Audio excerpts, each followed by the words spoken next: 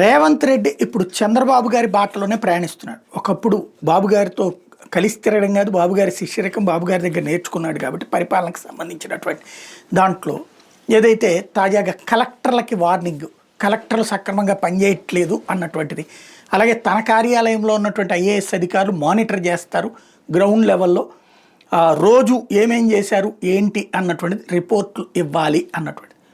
వాస్తవంగా రేవంత్కు ఓ రకంగా ప్రయోజనకరమైనటువంటి అంశం ఏంటంటే అధికార యంత్రాంగాల్లో గ్రిప్పు తొందరగానే అందుకోగలిగాడు మొదటితో పోల్చుకుంటే. ఇలాంటి చర్యలు అధికార యంత్రాంగాన్ని విసుగు పుట్టిస్తాయి.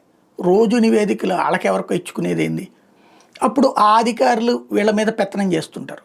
ఒక కలెక్టర్ ఇంకొకళ్ళ పెత్తనాన్ని అంగీకరించలేడు, ఇప్పటికే పొలిటికల్ పెత్తనాలతో విసిగిపోతున్నారు. పైగా ఈ కొత్త పెత్తనాలంటే చిరాకు పడుతుంది. దాంతోపాటు ప్రభుత్వం ఏం చెప్తే అది చేస్తారు కానీ వాళ్ళు సొంతగా చేయడానికి ఏమీ లేదు.